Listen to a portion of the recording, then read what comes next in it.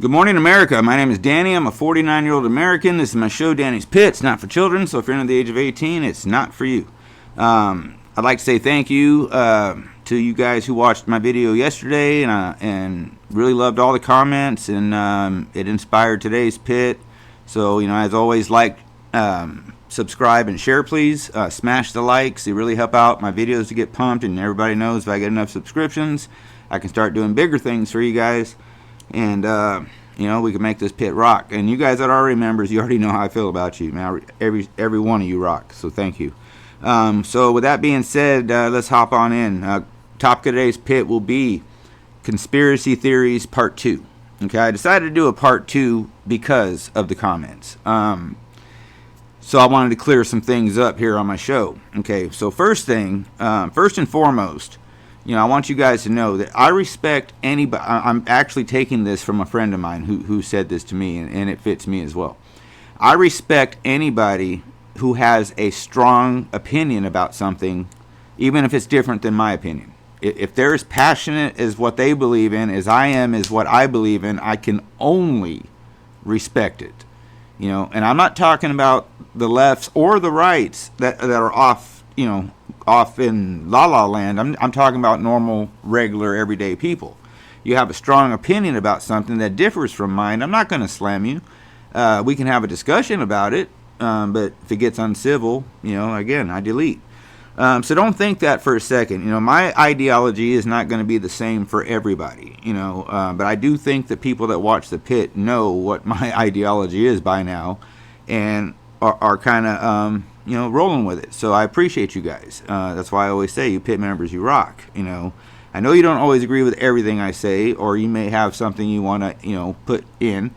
I'm open to that. That's why I say drop comments. Matter of fact, on this pit, drop comments if you have more questions or whatnot. So anyway, let me start the little clearing up process. Okay, so number one, I got I didn't deep dive enough. And I was basically called arrogant because I didn't. Well, I felt there was no need to deep dive this. The writing was on the wall, okay? As far as I'm concerned, a lone shooter by himself. He had a little bit of training. He was a member of a local sportsman's club there. So he had a little bit of shooting training. And, I'm hearing more and more people say it wasn't that hard of a shot. So, let's stop making this, 1963 Kennedy. This could just be a cut and simple, this kid took a shot at the president.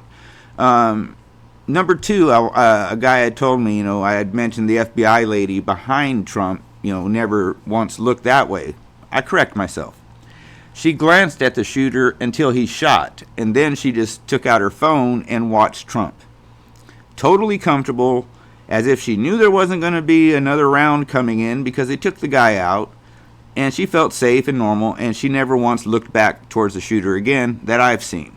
So, that's kind of petty in a way, but you know what? I wanted to address that because I was wrong. I said she didn't look there at all, and one of my followers pointed out that yes, she did. Watch the video again. I did. I was wrong. She did look that way until he shot. Then it was all eyes on Trump. So that's pretty much that's all for that one. Number three that came up a lot. It's a distraction. Well, if it is, it's a huge one. Okay, if this was a distraction from bigger news, what could be bigger news than the assassination of the President of the United States? That we invaded Iran, that we're helping Israel against Gaza, that we gave another $55 billion to Ukraine. I mean, if this was it meant to be a distraction from something bigger, what? Let me know. Fill me in. Drop comments. What's bigger than the assassination of the President of the United States? Okay, so that that's pretty much that on that one. Number four, a lot of people saying that he had help. I'm not sure if he had help. Maybe he just got lucky. There was nobody on that roof. Maybe by design. I'm not sure. I'm not saying this wasn't a setup. I'm not saying it was a setup. This is in my opinion, but I don't think he had help as much as I believe he just got lucky. He got really lucky until he got unlucky and unalived. People, we're waiting on answers about this. Well, we're still waiting on answers about the Kennedy assassination, and that was in '63. So, don't think a explanation will be coming anytime soon to wrap this up with a nice, neat little bow. Ain't gonna happen like that. Okay, so the other one was his parents may have known. Okay, the parents, some people commented maybe the parents knew about it. Maybe they knew about some tunnel he had under his house or something like that. If they knew about it, I doubt they were in on it, because they called the cops about, I think, an hour or so before his attempt on President Trump. Why would they call the cops if they were in on it with him? That doesn't really make much sense. So, again, drop comments, let me know, clear this up. Another one that came up was the audio analysis shows that there was at least 2 shooters. I didn't see that clip. I saw the clip where the guy showed that, this could be a possible Secret Service shooting back. This other one could be a possible ricochet. In other words, it didn't really make it cut and dry that there was different angles and different shots. Just different takes on one shot. That's what I think. I'm not going to blow this out of proportion and make a big old Kennedy thing out of it. On the pit, I'm not. It's not the way I roll. Echoes and all that stuff can play havoc with that audio.